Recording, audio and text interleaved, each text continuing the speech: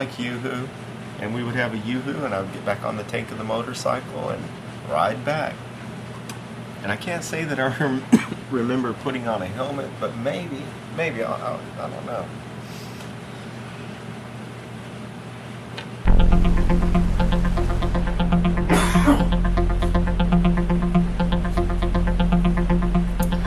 All right, back to.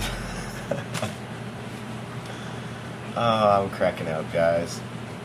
Sometimes I crack myself up. You know why?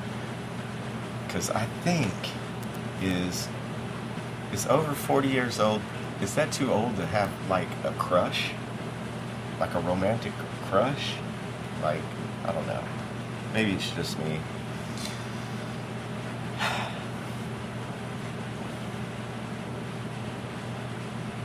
So Pro Stock motorcycle chassis, I just started looking at them, and my phone, it really starts blinking out right now. I wouldn't be surprised if I lost everything that I'm working on through it. So you guys just be patient. There is some upgraded audio equipment in our future, and as I mentioned, we will be trying out some different microphones to kind of see how they sound and stuff like that. So just be patient. We can only get better from here. And just remember too, guys, if you want to start your own podcast, it's as easy as hitting record. Sit down with your neighbor, your friend, your army buddy, somebody across the street, and hit record. You never know what's going to happen with spontaneous conversation. And if getting into motorcycling and stuff like that, like I said, I got to ride on the tank of my father's motorcycle as a kid. And then, of course, we got into, like, dirt bikes and stuff like that. And as soon as I could ride on the street, I started getting into street bikes. And so I've never really been prejudiced against, like, you ride a Harley, or you drive this, or you drive that. Because I would go pick someone up on a big Road King Harley when I was 16. Drive all the way to Galveston and back, and it was a blast, and I liked the Harley. The Harley's nice. No, that was not my motorcycle. That was my stepfather's motorcycle, but I drove it quite a bit. And by that time in my life, I'd already become a pretty good rider. That being said, I've still had some pretty gnarly crashes. And I'm actually blessed to be alive out of two of them, to be honest with you. So that's another thing. We'll cover a little bit about when seeing stupid people on the road, not wearing helmets, not wearing protective gear, and coming out doing a little bit of motocross. One gentleman, Chad, he actually took one lap around when this track here in Albin was called Skeeter. He took a lap around it, and he didn't come back. And me and my buddy and my friend, and we were waiting on him to come back around the track, and he didn't. And guess what? He didn't have on motocross boots, and he tried to jump. And Lyle snapped his ankle. He shattered it into, like, a bunch of pieces. So, yeah, he got to spend the rest of that summer in a cast. And he probably still walks with a limp. I will have to talk to him about that. So if you've already been in motorcycling, that's a good thing. And if you're trying to get into it, how do you know what's a good deal? How do you know what motorcycle to get?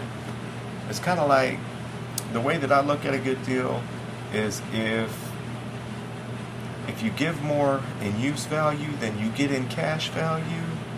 Let's say for example, like a car salesman. A car salesman or a motorcycle salesman can break all the records in the world for like 1 month. But he has no long-term sales.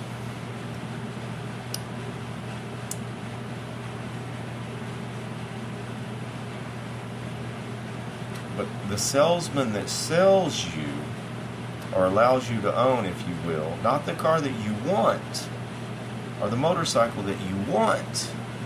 However, he will sell you or let you own the motorcycle or the car that suits your needs. That's the key. Is that you got to get what suits your needs. You know, you're going to go into the dealership wanting a Corvette. You're going to go into the motorcycle dealership thinking you want a ZX14 Ninja because it's one of the fastest bikes. If you're going that route, you might as well go to the BMW dealership and get that new 1000 that just came out that has everything computer controlled, where you can pin that baby's ears back and it will not stand up on you. But I mean, that's really, but hey, those of us who like to hooligan ride and goon ride and all that kind of ride, in the past, haven't done it in a lot of years, and that's part of the reason why I thought it would be an interesting topic to bring up. Because let's just say, for example, I saw a gentleman, JJ, and I guess it's his wife, traveling right here outside of Alvin, rolling out 1462 on a scooter, like a razzle-dazzle scooter, 100cc scooter, just rolling out down the road. Neither one of them had a helmet on. So I don't know, about putting a scooter out there on the road unless you're not going over about 30, 40 miles an hour. And not even then, man. Like where my community is, we have a 30 mile an hour speed limit. Totally acceptable. But I think people drive side by sides and stuff like that out there. So it's a common thing. So yeah, a good deal on a motorcycle is it's going to be the one that doesn't get your ass killed right out of the gate. That's going to be the best deal for you. You're going to go to get you motorcycle safety training. If you've got an uncle that rides, or something like that, a neighbor, whatever, get you some lessons.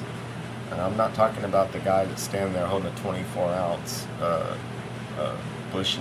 Bush Light in his hand.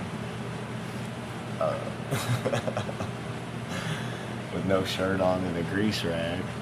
No, you need to get with somebody that knows a little bit about what's going on.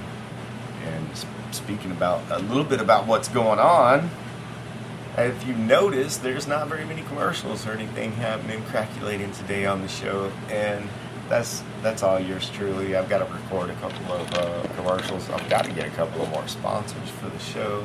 But I figured we'd get 10 or 15 shows in before we worry about that. And the blank beginning, I'm not too happy about. We will definitely. I'm trying to get some hot licks by Chris Ride or Die Rider here to do the intro for the show. I'm probably going to have Goodbye. Goodbye. I'm probably going to have to hop on the bike. And that's another thing, talking about motorcycles. If you do want to build you somewhat of a hot rod and make your bike faster or whatever, just be prepared, be patient, take your time. Because like mine right now, I've totally revamped it from stock, and I've had my street bike, and I've had to. Well, I'm lucky. I've only had the carburetors off of it twice, and the second time I knew I was going to have to take them off again. So I had to order a couple of things, the valve seats inside the carbs and needle valves, and just some of the little hard parts and stuff, and also some of the soft parts and stuff. But some of the things that I think that it's going to need, as far as before I hit the road to go to Tulsa, I'll make that happen. And maybe we will do Robcast Live number 22 from Tulsa. You never know. I know. Yeah, and speaking of Chris Ride or Die Rider, that kid used to ride the Honda EX550 Turbo, and yeah, that thing would get way, way, way away from you, especially riding the way he rides. Just pin its ears back and see what happens. Like some of us, we get something, and I think that a part about making it go faster is part about expressing our own personality. Some people, they just customize their bike, quote unquote. They just buy a bunch of Fuchi, just Fuchi it up. And my theory is put it on a diet to make it lose weight, give it a little more horsepower, and to make it look sleeker. I think if you do those three things, you can't really go wrong with your motorcycle. If it doesn't look right to you, if it doesn't look like it follows the lines to the motorcycle, take it off. I mean, not like you got a bumper on there. There's not a whole heck of a lot of safety features on your bike except the brakes.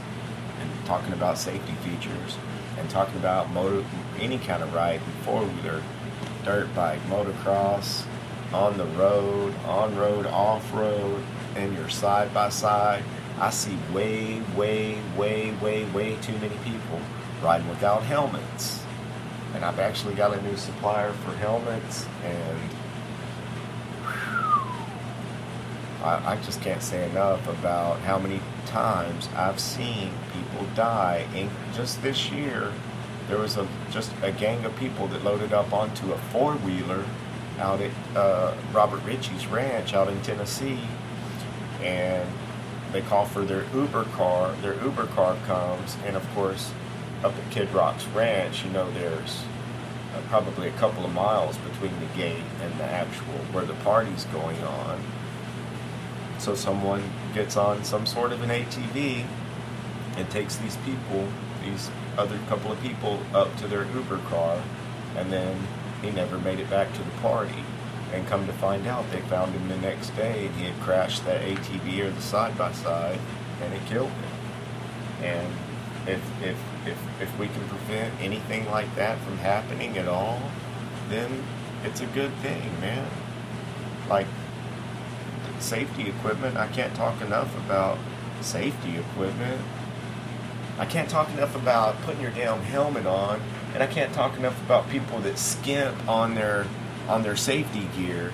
Let's just say the other day, whenever I'm going to go out, I feel like if I'm going to be out on the road going 60 or 70 miles an hour on a motorcycle, at the bare minimum, I'm going to have on a helmet, I'm going to have on a jacket, and these jackets are breathable. It's not like it's a hot jacket, but it's going to have some Kevlar elbow pads. It's going to have Kevlar in the back. It's going to have Kevlar in the shoulders, and it's going to have Kevlar that comes down and covers part of the top part of your, the top part of your butt. At bare minimum, that's what I'm going to have on, and probably gloves. No flip-flops, guys. And I see people out there riding in flip-flops and even Crocs. Hey, the next time you're out there riding around in flip-flops, just stick your toe down and touch the road one time with it. And I guarantee you, it'll never happen again. Because guess what? You're probably not going to have a toe. You're going to lose your flip-flop anyway. And the fact that we want to make our motorcycles go faster, it's because we want to advance, we want to live, to progress, always on the advance, reinventing yourself, reinventing your bike. It's just a part of being us. And just talking a little bit about making your bike go fast, and we'll get back. I'm going to vent a little bit more about safety equipment, because I was looking at I took my Kevlar jacket apart, all the Kevlar pads and stuff come out of your riding jacket. And I started taking all the pads out to wash my jacket, because I was going to wear it before I ride. And I noticed that there's a big chunk missing out of one of the Kevlar pads in the back that goes in your very back. And it made me think back. I was like, dang. And then I grabbed the jacket and I look at it, and there's a little piece of material that's scuffed up on it. And it's woven carbon fiber and Kevlar. So you know that. And I was like, yeah.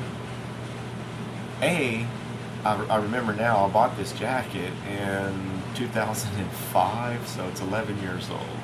So if your safety equipment's that old, guys, replace it. The threading and all that kind of stuff, it's not going to last. The inside of your helmet at over, let's say 6 or 8 years old, it starts to deteriorate. It's not going to do its job. It's going to pop off of your head when in an emergency situation. So replace your stuff, upgrade it, get some new stuff. And if you're thinking to yourself, I just can't afford it. I can't afford that $600 Suomi helmet. Then ask yourself this. $600 helmet versus brain surgery. How much does brain surgery cost? Right? How valuable is it to you to see your daughter or your son tomorrow if you wake up? So if you want a better chance of that, then strap the damn helmet on your head and wear it. Get one that looks cool. And all you